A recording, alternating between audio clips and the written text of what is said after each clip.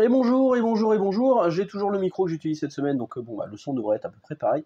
Nous sommes dimanche. Normalement, quand vous voyez cette vidéo, j'aurais peut-être dîné avec Paul Renaud, ce qui me ravit d'avance, parce qu'il passe en dédicace chez mes camarades d'Astro City le samedi, donc hier, au moment où vous voyez la vidéo. Il a fait une tournée dans toute la France, où il a dédicacé dans pas mal d'endroits, tout comme Joe Benitez. Joe Benitez qui continue à tourner là jusqu'à la fin de semaine. Je crois il est passé chez Pulp cette semaine, il est passé chez Momi, enfin il a fait pas mal de trucs. Et donc Paul Renaud fait plusieurs passages dans les librairies de France, et il passe par Astro City, et ça c'est vraiment cool. Et malheureusement je peux pas me rendre à la dédicace, parce que je travaille le samedi. Mais je pourrais participer au repas du soir. Donc normalement, au moment où vous voyez cette vidéo, j'aurais dîné avec Paul Renaud, ce qui est hyper cool. La dernière fois que j'avais rencontré Paul Renaud, c'était il y a loin, c'était en 2007. C'était en 2007, et j'avais cette litho qui malheureusement a souffert pendant de multiples déménagements. Elle a pris un peu l'eau en bas, je suis un peu dégoûté. Où il m'avait dessiné une rogue juste là, qu'on voit ici. Donc en 2007, sur cette magnifique illustration. Donc Paul Renaud, c'est un dessinateur français, et oui, qui habite Toulouse, si je dis pas de bêtises, et qui a fait beaucoup pour le Toulouse. C'est lui, je crois, qu'il a lancé le Toulouse Festival, Comic Festival. J'espère que je dis pas de bêtises. Et donc cool. Je suis hyper content. Donc il fait aussi des couvertures de Spawn en ce moment pour Delcourt. Ça c'est classe. Il a dessiné aussi des comics chez Marvel et chez DC. Chez Marvel, il avait fait Tarot, qui était un crossover entre les Avengers et Defenders. Et voilà. Cette semaine, on va pas parler que de ça. On va parler évidemment de comics avec les sorties de la semaine. Il y a quand même eu des belles sorties cette semaine, à commencer par Walking Dead Clementine, sur laquelle c'est une fille, Clémentine. Delcourt mise beaucoup, donc les mises en place sont quand même massives. Alors pas autant qu'un tome de Walking Dead quand ça sortait, mais il y a quand même pas mal de tomes mis en place dans les librairies. Donc Clementine, c'est ce personnage qui était d'abord apparu dans les jeux vidéo de Telltale Game, de Walking Dead, qui était vraiment cool. Ces jeux-là étaient vraiment bien, surtout la saison 1, ça s'est un peu tassé sur la suite. Et donc là, le personnage apparaît dans son propre comics, qui sera sur 3 tomes. Ce sera en 3 tomes, et dont le premier vient seulement de sortir.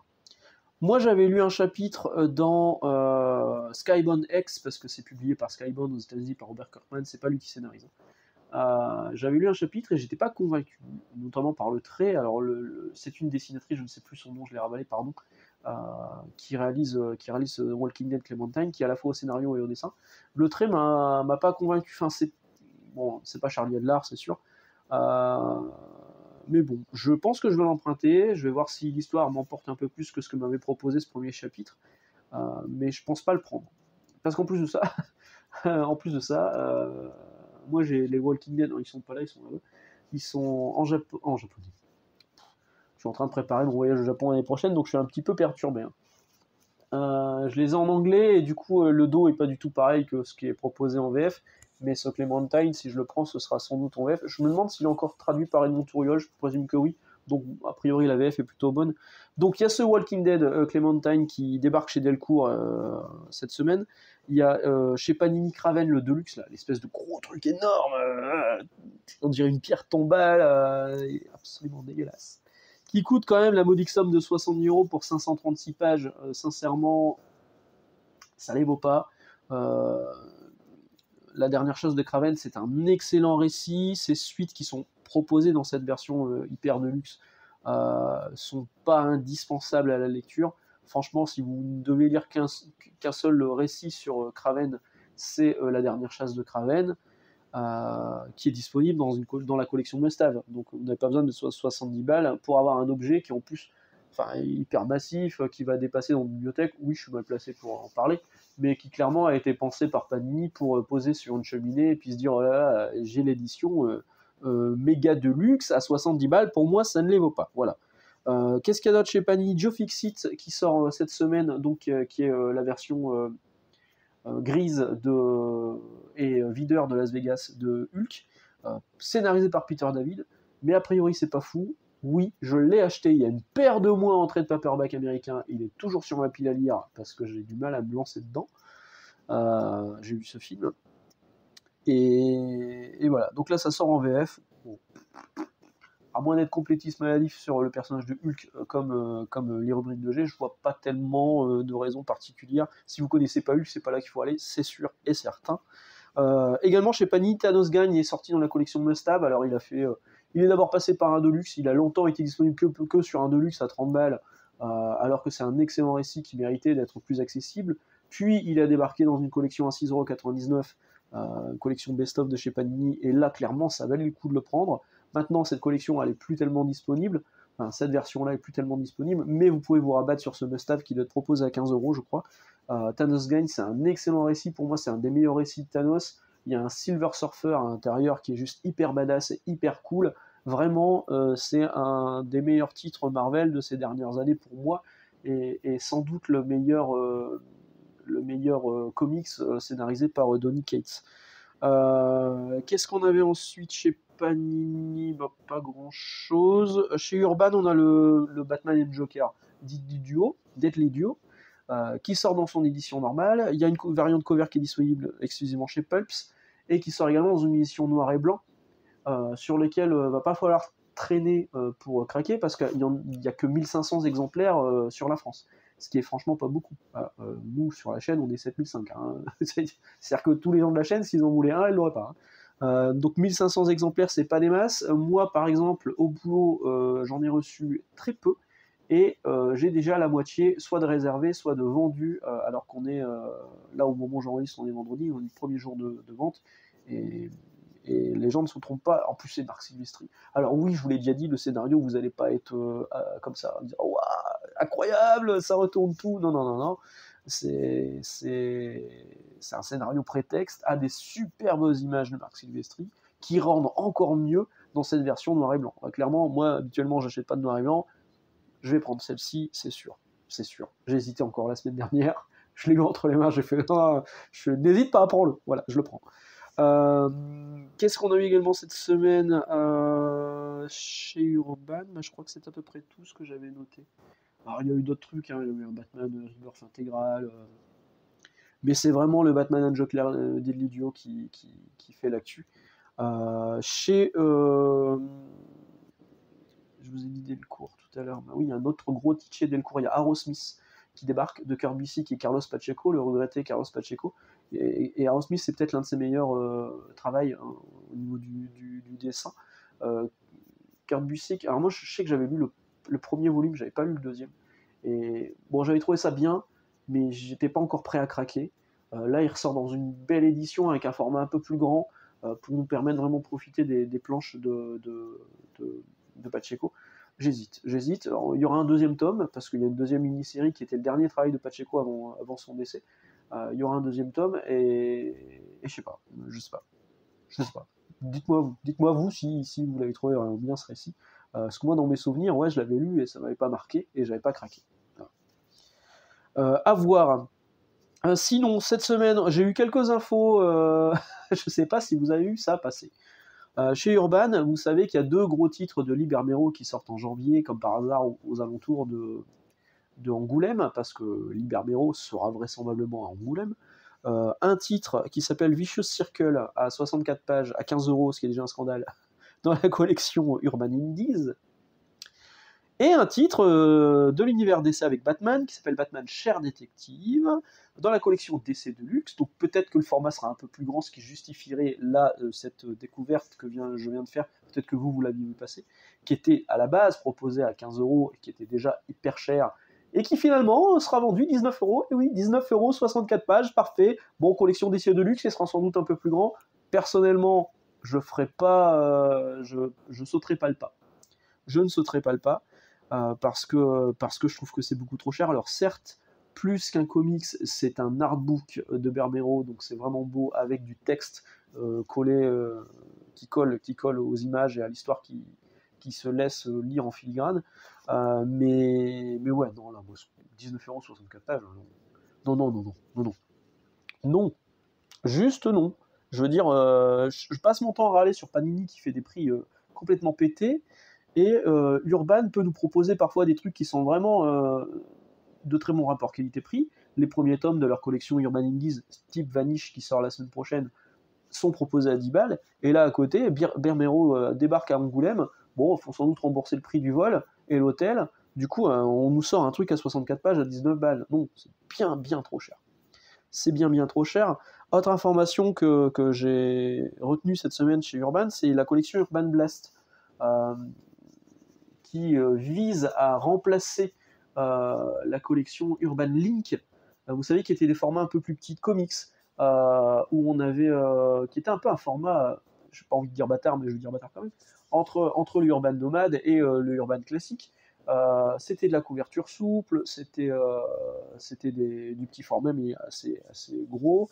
Le prix était pas trop dégueulasse. Bon là, la collection Urban Blast, on serait à peu près sur le même ordre de prix, 12-15 euros, mais ce serait de la couverture cartonnée, et le format serait un peu plus grand que ce qu'on a eu sur le Urban Link, et a priori, donc là il y a un premier titre, Teen Titans je crois, en rapport avec le dessin animé, qui va arriver début 2024, mais a priori certains titres qui étaient proposés dans la collection Urban Link seront réédités dans cette nouvelle collection Urban Blast, qui est donc la collection jeunesse de chez Urban, alors qu'il y a déjà une collection jeunesse qui existe.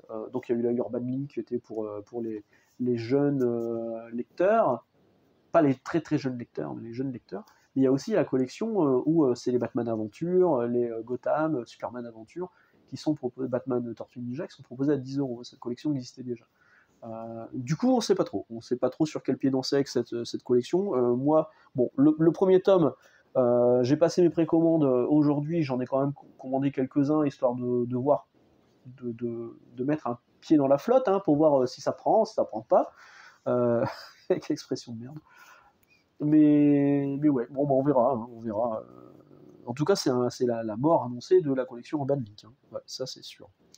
Je vous parlais d'Urban Nomade, c'est grâce à Christopher de Comics Corner et à Alric qui m'a prévenu que j'ai découvert qu'il y avait l'équivalent d'une collection Urban Nomade qui débarque aux États-Unis. Alors, est-ce que ça a un rapport de cause à effet? Est-ce que chez DC Comics, ils ont vu que ça prenait en France, ou alors est-ce que c'est un heureux hasard de vouloir faire des comics en plus petit format pour essayer de draguer le lecteur de manga, proposer ça à 10$, c'est 10$. Hein. Ça sortira à partir de juin 2024. Les premiers titres annoncés sont All Star Superman, qu'on a dans notre collection à nous, Urban Nomade, Batman Silence, qui n'est pas encore dans la collection Urban Nomade, mais j'espère bien que ça va arriver. Donc là, c'est Hush. Le titre en anglais, c'est Hush. Je préfère largement d'ailleurs Hush à Silence. Je trouve que Silence, ça sonne vraiment pas bien, mais c'est vrai que c'était dur de traduire Hush en français. Normalement, on aurait dû dire Chute, mais mec, ça sera encore pire. Mec s'appelle Chute, quoi. Far Sector est dans cette collection. Watchmen, bon, c'est pareil, on l'a aussi en Urban Nomade. Le Catwoman de Brubaker, plutôt intéressant.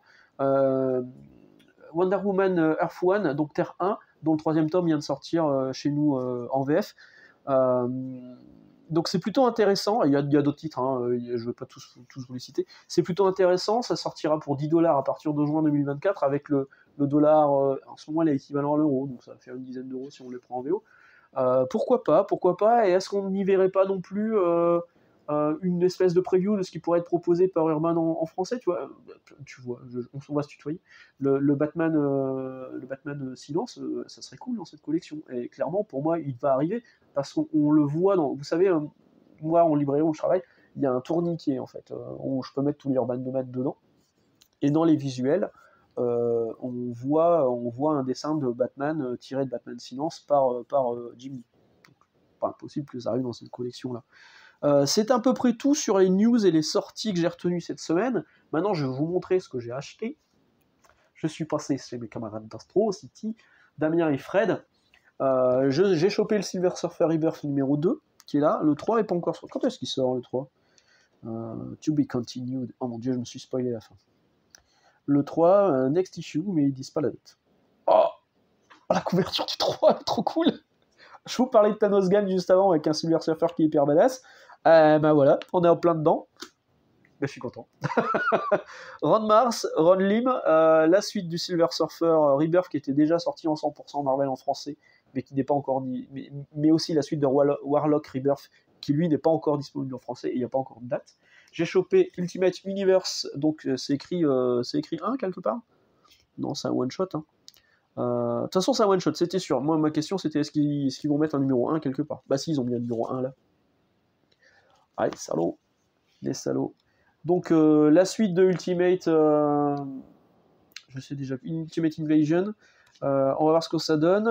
Next, on nous explique que Next ce sera le Spider-Man, le Black Panther et celui-ci, le Ultimate X-Men, dont des nouvelles planches ont été montrées, réalisées par Peach Momoko, et clairement, non, c'est pas possible. Pourquoi? Mais que Peach Momoko fasse son manga vert si elle veut de son côté, mais pas Ultimate X-Men. Oh, ça me saoule parce que j'ai envie de le suivre entièrement, ce nouvel univers Ultimate, même si c'est pas le vrai. Et j'ai envie de le suivre en VO, mais sans suivre Ultimate X-Men, et ça me casse les noix parce que je me dis, ça se trouve, ça va sortir dans une espèce de. Ça serait bien que Panini communique à un moment là-dessus. Ça va sans doute sortir dans un truc à 16 balles. Là, si c'est ça et qu'il y a Ultimate X-Men dedans, à la limite, je mangerai mon pain noir, encore une expression de merde. Et je prendrai ce truc-là, mais j'ai plus envie de les suivre en VO. Je sais pas. Alors ça, j'ai hésité un moment si à le prendre en VO Spider-Boy, mais bon, j'ai fait la série Spider-Man. Dans le dernier numéro, c'était un peu l'origin story de ce Spider-Man. La couverture est de Ramos, Humberto Ramos, qui signera la couverture des suivants également. Mais le dessin à l'intérieur, c'est du Paco Medina. Au scénario, c'est Slot. Paco Medina, que je trouve plutôt en forme là-dedans. Bon, je l'ai pas encore lu, évidemment, hein, mais ouais, je trouve ça plutôt sympa. Un peu comics comme moi j'ai aimé il y a quelques années, donc un comics feel good, on se prend pas trop la tête. On va voir ce que ça donne, je vais lire le numéro 1, on verra si je lui donne sa chance pour la suite. Le Deadpool Bad Blood, le numéro 5, le dernier, je vais pouvoir m'enchaîner l'intégralité de la série et peut-être vous en faire une vidéo pour vous dire que c'est très très bien et qu'il y a des pieds dessinés. Alors, on nous annonce déjà qu'en 2024, il y aura Cable First Contact par Rob Liefeld. Évidemment, je serai présent. Vous voyez, Spider-Man avec des pieds. Voilà, ça c'est très bien. Sinon, chez mes camarades de Panini, il y a toujours des petits packs complets. Là, il y a les 5 numéros de Clobbering Time sur une mini-série sur la chose qui est entièrement scénarisée et dessinée par Steve Skross, qui m'avait régalé sur American, merde, j'ai plus le titre en tête, et sur Maestros. Donc du coup, j'y vais, je fonce, j'ai vu ça à 15 balles, les 5 numéros, vas-y, je prends. Donc l'entièreté de la mini-série, pareil, je vais le lire, je vous en ferai peut-être une vidéo pour vous dire ce qu'il en est. Puis j'en ai profité pour prendre les derniers DC Connect et Moon Knight, voir s'il y a des trucs qui vont sortir dans pas longtemps qui pourraient être intéressants, comme ce Spider-Man Smash, que je serai assurément amené à acheter. Voilà, mais sinon la grosse actu pour moi cette semaine, c'est pas du tout un comics, c'est un manga, c'est ça, le voyage de Shuna. Donc le dernier film de Hayao Miyazaki vient de sortir au cinéma, ça s'appelle Le Garçon et le Héron. Là je vais sans doute aller le voir ce week-end si j'arrive à trouver une salle, ou alors j'attendrai la semaine prochaine, parce que mon petit cinéma de quartier, a priori il l'a pas cette semaine. Bref, je vous raconte ma vie. Mais ça, c'est pas du tout l'adaptation du Garçon et du Héron, c'est un manga de 1982, je vérifie. 1983, j'ai bien fait de vérifier, que j'avais acheté dans une version petit format au Japon, lors d'un passage au Japon, à 450 yens, donc autant vous dire que dalle, 3 euros, 4 euros, ça coûte vraiment que dalle là-bas. Hein. Bon, après c'est un plus petit format, c'est du papier glacé, là c'est pas du papier glacé, c'est du papier un peu plus mat, plus grand format, avec une traduction, il faut pas le voir comme un manga, mais plus comme un roman graphique et un livre d'histoire, un peu un artbook avec un peu comme ce qu'il va faire Libermero à 19 balles. Et on est dans le même ordre de prix, hein. Ça c'est vendu combien ça, hein? Je vous ai dit 4 euros en japonais. Allez, 25 euros en français, nickel. Aux éditions Sarbacane, mais bon. C'est Hayao Miyazaki. Un jour, je vous ferai une vidéo sur Hayao Miyazaki si ça vous intéresse, hein, parce que j'ai une collection qui est pas trop dégueulasse. Et j'ai des trucs un peu exclusifs que j'avais trouvés au Japon, j'étais vraiment content de les choper. Donc un jour, je vous ferai peut-être une vidéo si ça vous intéresse sur Hayao Miyazaki, ma collection, en tant que telle. Même si ça serait plus une vidéo côté manga. Mais ouais, ça c'est sorti enfin, j'ai envie de dire. enfin, on n'a jamais eu de VF, et là, ça y est, ça sort en VF, chez Sarbacane. Incroyable. Voilà, voilà. Bah, sur ce, il ne me reste plus qu'à vous souhaiter une excellente journée, excellente lecture, et on va se retrouver mardi, si tout va bien, et jeudi, si tout va mieux, parce que je suis encore un peu malade. Et puis, comme d'habitude, mardi, jeudi, dimanche, et plus si affinité. Allez, à ciao, salut.